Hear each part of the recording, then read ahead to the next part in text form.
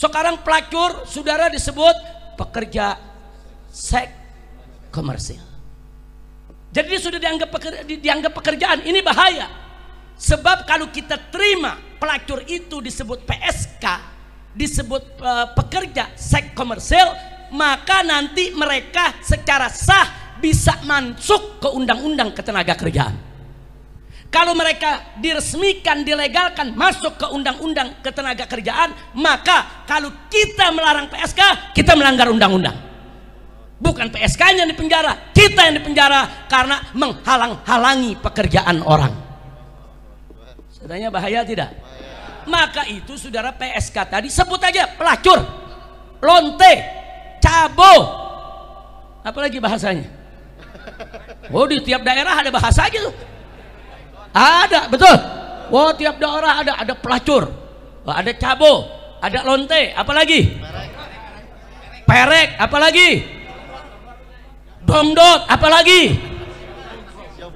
Maksudnya pakai istilah-istilah yang jelek supaya mereka kapok melakukan pekerjaan itu. Dulu di Jakarta, saya lahir di Jakarta, saudara. Di Jakarta nih saya masih kecil, kalau ada satu perempuan lagi disebut cabo, lari, dia nggak berani tinggal di kampung situ lagi, saudara. Karena semua mata satu kampung melihat dia dengan hina. Itu namanya taubih kalau dalam syariat. Itu akhir taubih, kita sengaja memposisikan dia di posisi yang jelek supaya nggak dicontoh sama masyarakat. Dirobah jadi kupu-kupu malam. Nih dia, saudara. Ada lagi yang nyebut bidadari kegelapan. Kurang ajar. Makanya mulai sekarang saya mau ajak, kalau ada pelacur jangan disebut PSK, pakai aja bahasa di tempat kita, saudara. Apa namanya? Hostess, pelacur. Sebut aja, sebut nama yang paling jelek, saudara. Jelek. Supaya satu kampung gak berani melakukan pekerjaan itu. Setuju? Sebab kalau disebut PSK bahaya, pekerja seks komersil, saudara. Kalau disebut pekerja, apalagi sampai ditulis di KTP, saudara, PSK, pekerja seks komersil, berarti sudah resmi itu sebagai pekerjaan. Dan kalau resmi sebagai pekerjaan harus dilindungi oleh undang-undang tenaga kerja, saudara. Kalau dilindungi oleh undang-undang tenaga kerja, maka kiai mana saja yang mengharamkan pelacuran maka akan dituntut di penjara karena dianggap menghalang-halangi orang mencari kerja.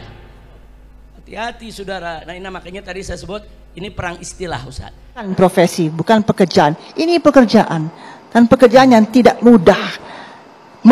Menjalaninya saja sudah dengan setengah mati karena tidak ada lahan yang lain. Nah, kita harus hormati itu.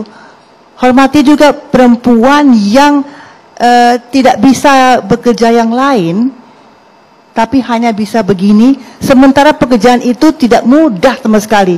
Seperti saya bilang tadi, melakukan seks tanpa suka sama suka, apalagi cinta, itu susah setengah mati. Dengan setengah mati dia. Jadi kita harus menghormati juga. Akuilah itu suatu pekerjaan, karena di situ yang mereka survive untuk hidup. Karena secara moral mereka itu ciptaan Tuhan yang harus mensurvivekan diri juga. Jadi itulah yang bisa dilakukan. Nah, soal dosa itulah masing-masing. Laki-laki yang datang, perempuan yang melakukannya, kalau merasa itu dosa, sama-sama. Jadi berarti itu kan individual. Negara perlu hadir tidak, Bu? Tidak perlu, nggak bisa. Itu yang saya mau bilang. Ini masalah individu, bukan korupsi yang mengganggu ketertiban umum, bukan pemerkosaan, bukan pembunuhan yang mengganggu orang lain. Ini kan enggak. Perempuan itu hanya sendiri, dia bekerja sendiri, dan laki-laki itu memanfaatkannya. Jadi ya sudah, terima saja. Ya, memang di Indonesia banyak eufemisme. Jadi bahasa-bahasa yang harusnya tidak sopan itu diberi bahasa yang sopan. Akhirnya apa? Menjadi pekerja seks komersial. Padahal itu bukan pekerjaan.